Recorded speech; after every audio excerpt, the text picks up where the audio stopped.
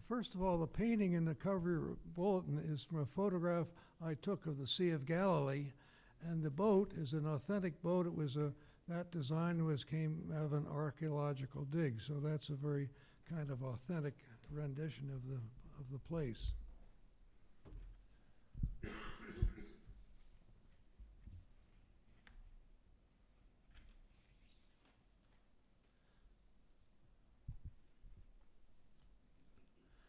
I'm going to read from Isaiah 40. I'm going to start at around verse 20. It's a long passage.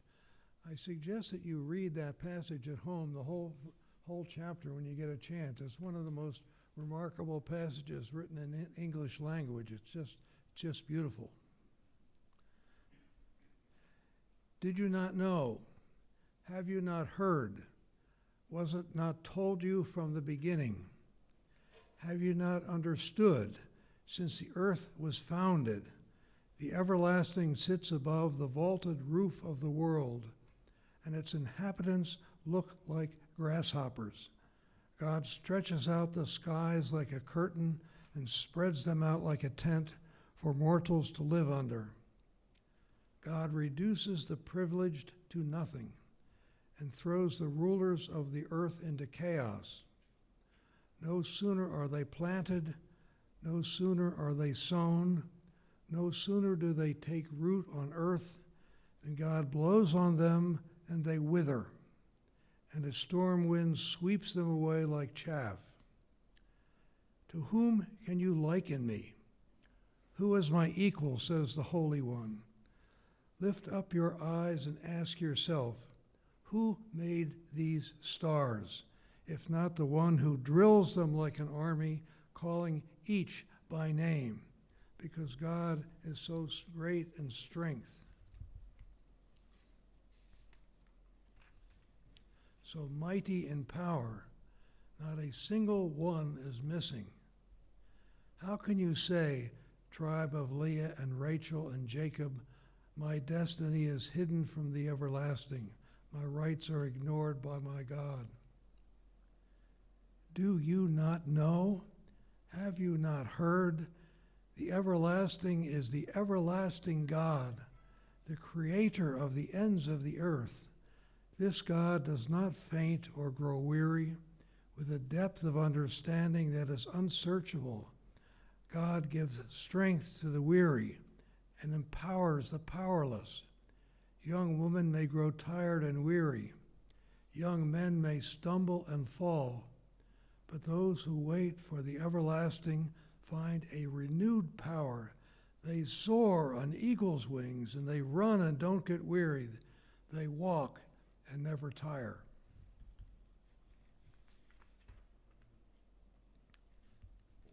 Let us pray. May the words of my mouth and the meditations of our hearts be holy and acceptable in your sight, O Lord, our strength and our Redeemer. Paul's travels took him all over Asia Minor, Greece, and Italy. The city of Athens was then the intellectual center of the known world. Athens was heterogeneous, diverse, cosmopolitan, at a crossroad for ideas. It was in a world of thought and discourse and learning. The Stoics and the Epicureans and the mystery religions were vying for adherents. The city was filled with statues and temples. It was a smorgasbord of worldviews. And Paul was right at home in this milieu. He was cultured, he was educated, he was lettered. He was comfortable in both the Greek world and in the Hebrew world. And so he jumped right into the thick of it. So he was able to discourse with them, meet them on their own ground, whether it was Stoics or Epicureans or whoever. So this morning I want to be Paul at the Areopagus. I can never say that word. Speaking but to a 21st century audience. I want you to begin inductively on a journey with me. The starting of this journey for me or us is Homo sapiens. I start with the basic premise that we have the ability to think and reason and make decisions. Descartes said, "I think, therefore I am." Shakespeare said, "To be or not to be, that is the question." I'm exploring this ontological question of who we are. I look at myself introspectively. I see a person who has a brain. Yes, I have a brain. Who can think, who has 5 senses, who can take in data and process it and assess it and evaluate it and to eventually make decisions. So, armed with these 5 senses and a brain, what is it that I perceive? What do I make of what I see and hear and taste and touch? At some level, I perceive there is a world out there. At some level, I perceive in this world there is a sense of order. The stars, the planets, the sun, the moon, predictable laws that govern all of life. I wonder at the balance of the ecosystems, the interconnectedness, and the interdependence of all forms of life. We cannot duplicate the vividness of the colors in nature. I remember on the 7th hole of Woodcliff Golf Course seeing a Baltimore Oriole fly across the sky and to just be in awe of the beauty of that bird. Still, with all the beauty, we cannot forget the lion takes down the antelope. The wolves will eat an elk. I actually saw a snake swallow a frog whole. Even in this time, we have the use of lethal weapons that are slaughtering helpless women and children by the thousands. So everything is not so neat and tidy. Still, nevertheless, in some grand overall sense, in my mind, as I try to make sense of it all, the creation as I observe it points to some kind of ultimate design or purpose. A good example is to say, if you're at a museum and you're in a large room and there's a big mural, huge mural against the wall, and you're standing 1 foot away from the mural, and all you can see are brush strokes, colors, splashes of color. You have to be able to stand back from the painting very far before all those colors come together to make the design of the painting. Well, I think that's how we are. We're up close to the painting, and we can't see it the way God does. So, following my logical inductive progression, does it not make sense if there is a design? Does it not lead us to conclude there must be a source or creator for this design?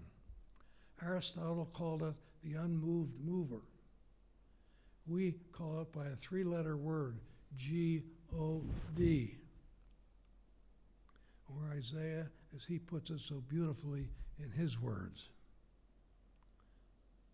Now this leads us to the trickiest part of our faith quest. Listen carefully. Either the world as we experience it is ultimately purposeful and has at some level overall order in its design, or the world is ordered at random and governed by chance. It is ultimately purposeless, capricious, and happenstance. Rainn Wilson, in his book Soul Boom, puts it very well. He says, there either needed to be an all-knowing, all-seeing, creative force behind and above and within everything, or consciousness was purely a random and meaningless accident of even more random and meaningless assemblage of molecules bouncing around in a random and meaningless physical plane of existence. See, this is the kicker. It has to be the greatest irony or the cruelest joke in all of history to have Homo sapiens, that is us, thinking, reasoning human beings, cast into a world of happenstance, which is ultimately absurd and incongruent. As a mostly reasonable human being, I have to believe that we live in an orderly and purposeful world. But here's the thing. There's another dimension to the story. We have another avenue to understand how to do life. We are blessed to have as part of our life experience the life and experience of Jesus Christ. When we read and understand the life of that man, it changes everything. It's like taking a blueprint of the master plan and recasting it in vivid and vibrant colors. What happens when we understand what he was about helps us to make sense of things affectively more probably than cognitively. That is, we understand and feel Jesus Christ more with our hearts than we do with our head. When we experience his message of transforming love, we are gripped by it and it transforms our lives. When the power of unconditional love apprehends us, when we understand the fullness of Jesus' life, it provides us the illumination which directs the human experience. It empowers us into lives of caring and loving and justice. It gives us the understanding of the nature of the Creator. It helps us to comprehend as best we can the underlying purpose of what that mural looks like if we would be able to stand back and see it.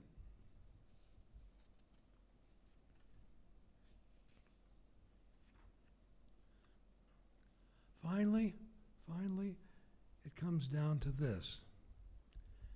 It's waking up in the morning and know that we are to spend the minutes and the hours of our days in finding ways to do love. Finding ways to do love to every person we meet that day. To find the ability to do love to every living thing. And the final analysis is pretty basic stuff, pretty simple. It is to find ways to do love. To do love. To do love.